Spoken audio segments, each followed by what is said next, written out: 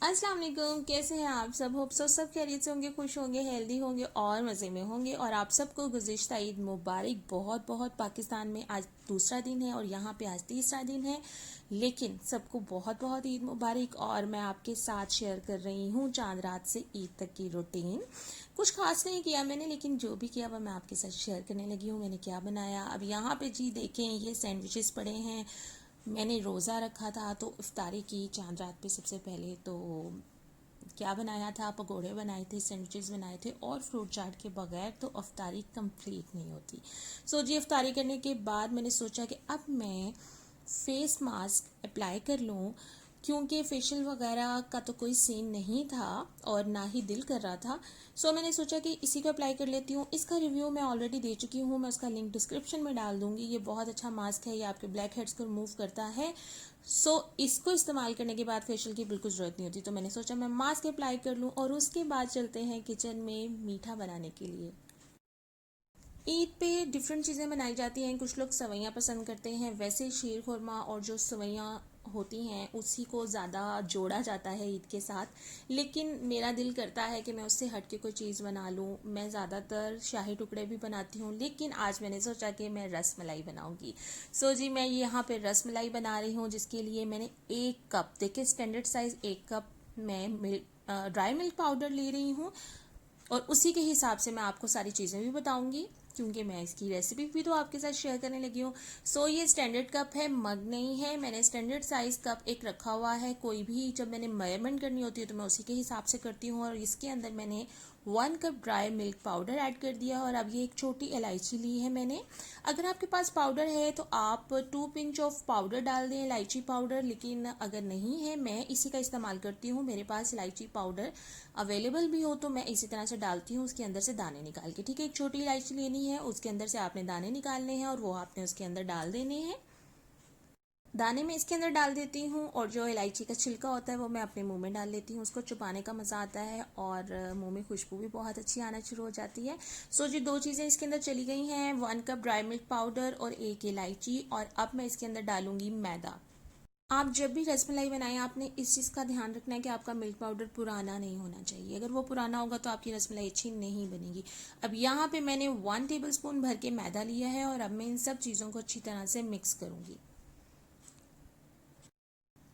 रसमलाई आपको एक दफ़ा बनानी आ जाए ना तो फिर आपको बहुत इजी हो जाता है, लेकिन इसमें एक दो चीज़ें गड़बड़ कर देती हैं कई दफ़ा। एक तो आपने बेकिंग पाउडर की जगह, जैसे मैं आके आपको बताऊंगी कि उसकी क्या क्वांटिटी रखनी है, बेकिंग पाउडर की जगह कभी भी बेकिंग सोडा का इस्तेमाल नहीं करें। अगर गलती से भी वो डल गया तो आपकी जो रसमलाई है, जो उसके बॉल्स बनाएंगे, वो ख़राब हो जाएंगे। और उसके अलावा मिल्क पाउडर ख़राब नहीं होना चाहिए, एक्सपायर्ड नहीं होना चाहिए। अगर आपको उसके अंदर से स्मेल आ रही है, आप कभी भी उसको इस्तेमाल नहीं करें।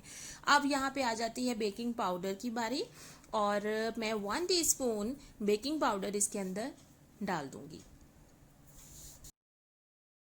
ओमान में ना जुमे की नमाज हो रही है, मस्जिदें बंद हैं। ये देखें, यहाँ पे मैंने 1 टीस्पून बेकिंग पाउडर डाल दिया है उसके अंदर। मैं बता रही थी आपको कि ओमान में कर्फ्यू है। यहाँ पे ना ईद की नमाज़ पढ़ी जा रही है, ना यहाँ पे जुमे की नमाज़ हो रही है। छोटी ईद की नमाज़ भी नहीं पढ़ी गई। और आप यकीन करें कि अगर जुमे की नमाज़ ना पढ़ी जा रही हो तो फील ही नहीं होता है कि वो जुमे का दिन है। फ्राइडे का दिन इसी तरह से निकल जाता है, कोई एहतमाम नहीं होता। क्योंकि मस्जिद में जाना, जुम्मा की नमाज़ अदा करना, एक एहतमाम के साथ अदा करना, ये बहुत बड़ी बात है। और इसी तरह से अगर ईद की नमाज़ ना हो तो क्या ईद होगी। और अब मैं इसके अंदर डाल रही हूँ 1.5 टीस्पून ऑफ घी। अच्छा, घी आप जब डालें, अगर तो बहुत तेज़ स्मेल है तो कोशिश करें कि वो वाला घी ना डालें। लेकिन जिनको इसकी खुशबू का इशू नहीं होता है, जो तेज़ स्मेल का इशू नहीं होता, तो वो तो खैर कोई भी डाल सकते हैं। मैंने इसके अंदर ऐड किया है 1.5 टीस्पून ऑफ घी। घी डालने के बाद अब इसको बहुत अच्छी तरह से मिक्स करना होता है। नेक्स्ट स्टेप करने से पहले ये वाला जो स्टेप है ये बहुत ज़रूरी होता है। आप इसको हाथ से करें या चम्मच से करें, लेकिन ये ज़रूरी है कि आपने इसको बहुत अच्छे तरीके से मिक्स कर देना है घी को पाउडर के अंदर। ओके जी, ये जो मैं बना रही हूँ 1 लीटर मिल्क का बना रही हूँ। यहाँ पे मैंने 1 लीटर दूध लिया है। ठीक है, उसके अंदर मैंने 5 इलायची डाल दी हैं और तकरीबन हाफ कप मैंने शुगर इसके अंदर ऐड की है।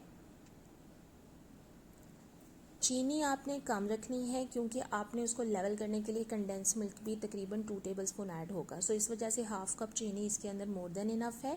और अब मैं स्टोव ऑन कर दिया है और इसको मैं पकने के लिए रख दूंगी। जैसे ही बॉयल आएगा उसके बाद 5 मिनट तक मैं इसको मज़ीद पकाऊंगी। सो अब चलते हैं नेक्स्ट स्टेप की तरफ। अब यहाँ पे सब चीज़ें मिक्स हो गई हैं। ये देखें जी, इसको मैंने अच्छी तरह से मिक्स कर दिया था। अगर आप इसको हाथ से करें तो ज़्यादा बेहतर है, लेकिन चम्मच से भी ये हो सकता है। और इसका टेक्सचर इस तरह का हो जाएगा, वो हल्का हल्का सा आपको फील होगा कि जैसे जुड़ा हुआ है, क्योंकि उसके अंदर हमने घी डाला है। उसके बाद आपको चाहिए एक अंडा। ठीक है, एक अंडा चाहिए, रूम टेम्परेचर होना चाहिए, ठंडा नहीं होना चाहिए। आपने फ्रिज से निकाल के बाहर रख देना है जब भी आपने बनाना हो। अब मैं इसको अच्छी तरह से बीट कर लूँगी। जितनी क्वांटिटी मैंने आपको मिल्क पाउडर की बताई है उसके हिसाब से टोटल 3 टेबलस्पून एग इस्तेमाल होगा। ठीक है, लेकिन ज़्यादा भी हो सकता है, इसमें ऐसी कोई बात नहीं है। अगर आपका छोटा अंडा है, नॉर्मल साइज़ है, स्मॉल साइज़ या मीडियम साइज़ एग है, तो वो जो है पूरा भी इस्तेमाल हो सकता है। और अगर लार्ज साइज़ है या एक्सल साइज़ है तो फिर वो 3 टेबलस्पून मोर देन इनफ है। सो अब मैं इसके अंदर थोड़ा थोड़ा सा करके अंडा डालूंगी। डायरेक्ट पूरा नहीं डालना आपने थोड़ा थोड़ा सा करके उसको डालना है और उसको आपने अच्छी तरह से डो बनानी है, जैसे कि अब मैं बनाऊंगी। इस पॉइंट पे आप हाथ का इस्तेमाल करें तो ज़्यादा बेहतर है। चम्मच से बहुत अच्छी सी डो नहीं बनेगी। देखिए, मैंने पहले 1 टेबलस्पून एग डाला है और अब मैं इसको अच्छी तरह से मिक्स कर रही हूँ। इसी तरह से मैं आहिस्ता आहिस्ता थोड़ा थोड़ा सा अंडा करके और डालूंगी और टोटल 3 टेबलस्पून यूज़ होंगे।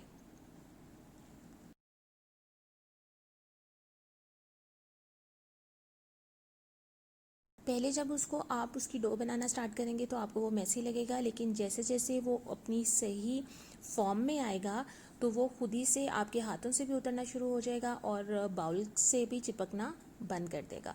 सो यहाँ पे देखें कि काफ़ी हद तक ये डो तैयार हो गई है, लेकिन अभी भी इसके अंदर कुछ कुछ क्रैक्स हैं। आप एक बना के देखें, अगर आपको लगे कि इसके अंदर क्रैक नहीं है तो फिर समझें कि वो परफेक्ट है।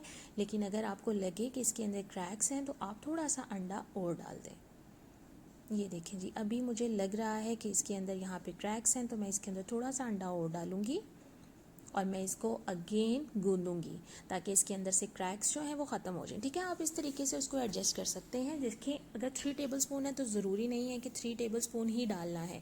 आप उस चीज़ को अपनी मर्ज़ी से एडजस्ट कर सकते हैं ना। अगर आपको लग रहा है कि उसके अंदर क्रैक्स हैं और ये हम जब डालेंगे तो वो टूट जाएगी, तो बेहतर है कि आप थोड़ा सा अंडा और डाल लें उसके अंदर और उसको मज़ीद गूंद लें। और जब उसके क्रैक्स ख़त्म हो जाए तो फिर आप समझ लें कि आपकी डो बहुत अच्छी तरीके से रेडी हो गई है। और ये देखें जी, दिस इज़ डन। अब इसके अंदर क्रैक्स भी नहीं है, ये बहुत सॉफ्ट है और देखिए हाथों पे भी नहीं लग रही। अब आ जाता है टाइम इसके बॉल्स बनाने का। आप चाहें तो आप इसकी लंबाई में शेप दे सकते हैं, आप चाहें तो आप इसकी गोल शेप भी बना सकते हैं, लेकिन आपने छोटे छोटे से बॉल्स बनाने हैं। ठीक है, जितना साइज़ मैं आपको दिखा रही हूँ इतना परफेक्ट है, क्योंकि उसने फूल जाना होता है और फिर वो बड़ी शेप बड़े साइज़ में आ जाता है। तो बेहतर है कि छोटे छोटे से आप उसके अंदर बॉल्स डालें। मुझे इस तरह की शेप्स अच्छी लगती हैं। आप चाहें तो गोल बनाएं जैसे मैंने पहले बनाया है, और अगर आप इस तरह के बनाना चाहें तो आप इस तरह के बना लें।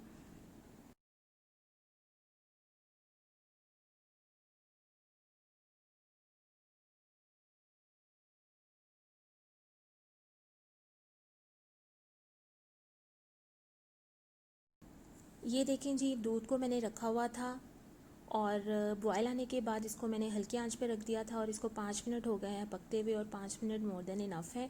और अब मैं इसकी आंच थोड़ी तेज़ कर दूँगी। ठीक है, और मैं इसके अंदर ये बॉल्स डालूँगी। आपने जब भी ये डालने हैं, बॉल्स डालने हैं दूध के अंदर, आपने आंच को तेज़ कर देना है। लाइक बॉइलिंग पॉइंट पे आपने दूध को लेकर आना है और फ़ौरन आपने बॉल्स डालने हैं। ये देखें जी, हाफ में डाल चुकी हूँ। जो रह गए थे बॉल्स बनाने वाले वो भी मैंने बना लिए हैं। दूध को आप देख सकते हैं बॉयल आ रहा है और अब मैं इसके अंदर वो वाले बॉल्स भी डाल रही हूँ। यही टेम्परेचर होना चाहिए मिल्क का।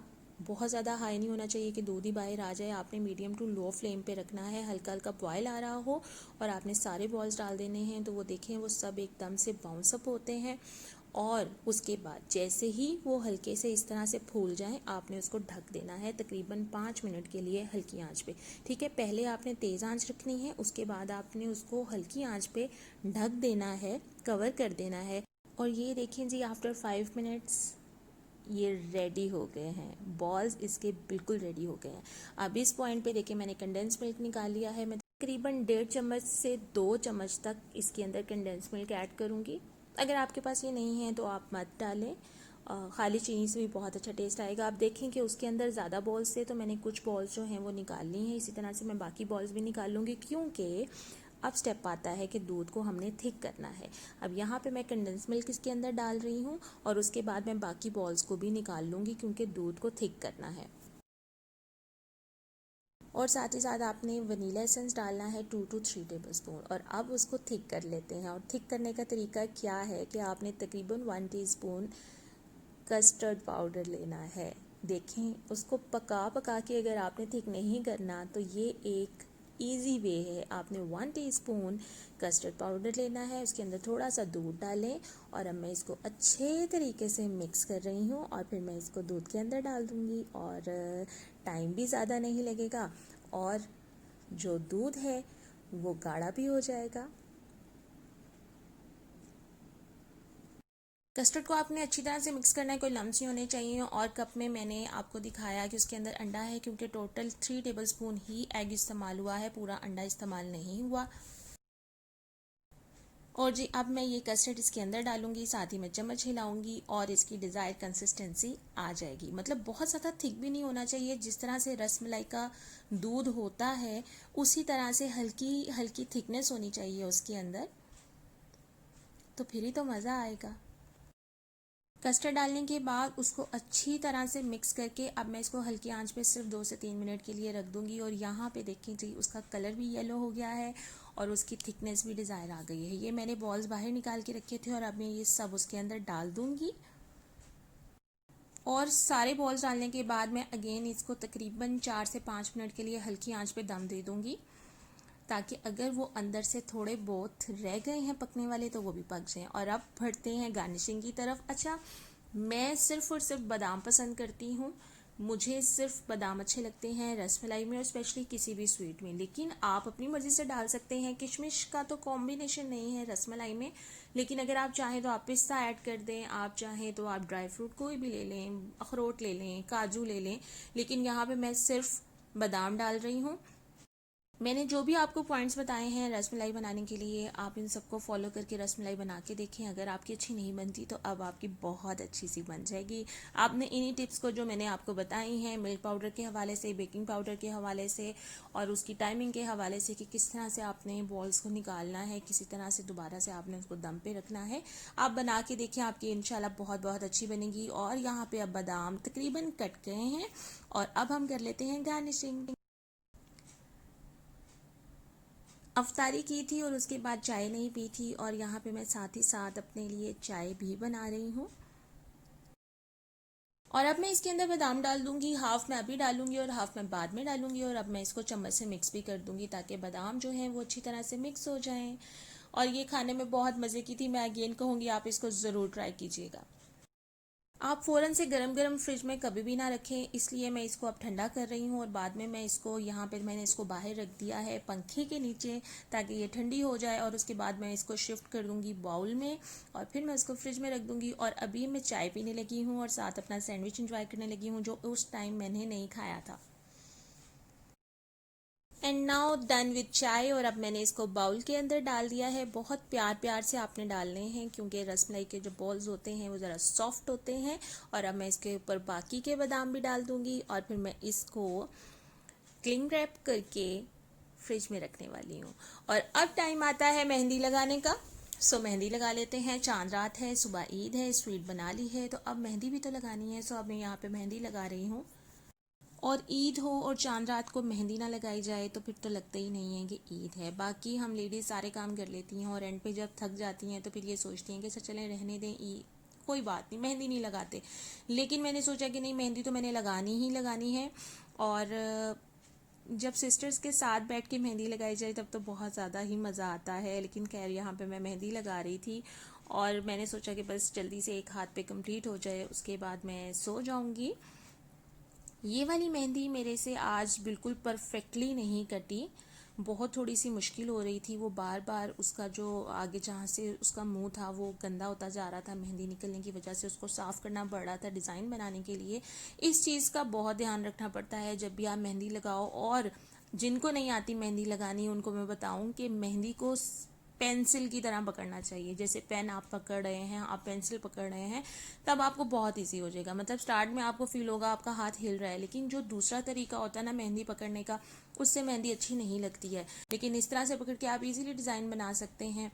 और कोई भी बना लें। अगर इस तरह डिज़ाइन नहीं भी बना सकते तो आप सिंपल सी बना लें। अगर आपको नहीं भी आती ट्राई किया करें मेहंदी लगाने की, आपको मेहंदी लगानी आ जाएगी। मैं अपनी भी घर में किसी को भी अगर मैंने कहना हो, मैं यही कहती हूँ कि आप ट्राई करो। शुरू में ख़राब लगेगी लेकिन फिर अच्छी लग जाएगी। और अभी भी मैं बहुत अच्छी मेहंदी नहीं लगाती हूँ, लेकिन अच्छी भी लगा लेती हूँ। सो जी, मेरी मेहंदी डन हो गई है और मेरी यहाँ पे चांद रात कंप्लीट हो गई है। अस्सलाम वालेकुम अगेन ईद डे के लिए। और ईद का दिन हो गया है और अब यहाँ पे हम इंजॉय करने लगे हैं मीठे को, जो कि मैंने बनाया था। और अब मैं आपको दिखाऊंगी कि ये अंदर से कितनी सॉफ्ट है रसमलाई और कितने मज़े की बनी। इस तरह से हमने इसको एंजॉय करके ईद के दिन का आगाज़ किया। मैंने आपको बताया था कि यहाँ पे ईद की नमाज़ नहीं है। सो जब ईद की नमाज़ नहीं है तो कुछ समझ ही नहीं आती है ईद की, तो बस हमने मीठा खाया और उसके बाद सोना था और खाना था। बस हमारी ईद तो इसी तरह से गुजरी है। और बाहर की भी जो हालात है वो भी मैं आपको दिखाती हूँ अभी।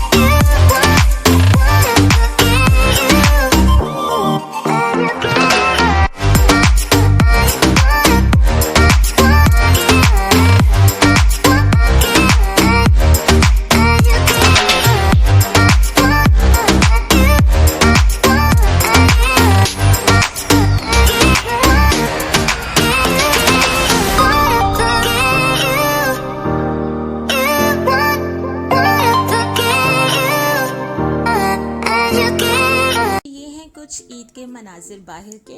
और बाहर सिर्फ लॉन्ग ड्राइव हो रही थी। यहाँ हम आए थे मथुरा कॉर्निश लेकिन वहाँ पे हमें निकलना अलाउ ही नहीं था। वहाँ पे पुलिस ऑलरेडी खड़ी थी, टाइम भी ज़्यादा हो गया था, सो इस वजह से उन्होंने हमें अलाउ नहीं किया। बल्कि हमें नहीं, उन्होंने किसी को भी अलाउ नहीं किया। उनकी पूरी नज़र थी कि किसी भी जगह पे गैदरिंग ना हो, और इस वजह से बस हमने इसी तरह से चक्कर लगाया और फिर हम घर वापस आ गए।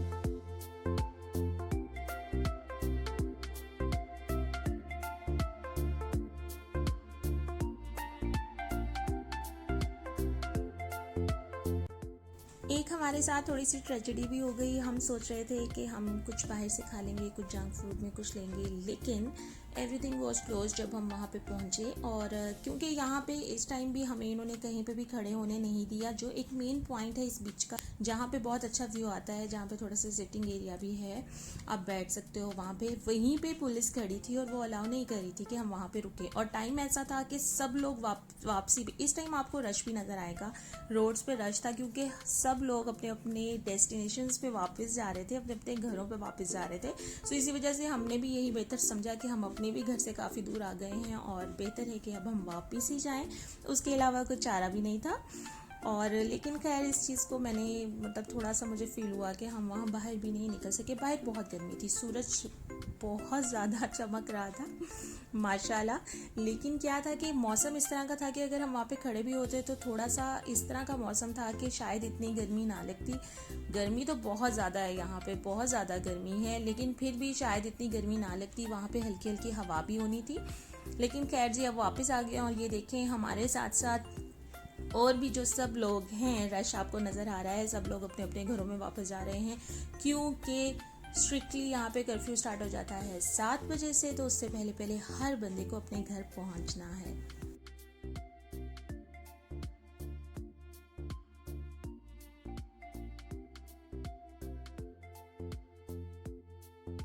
इसके साथ तो हमारी ईद हो गई ख़त्म। आपकी ईद कैसी गुजरी है मुझे ज़रूर बताइएगा कमेंट सेक्शन में।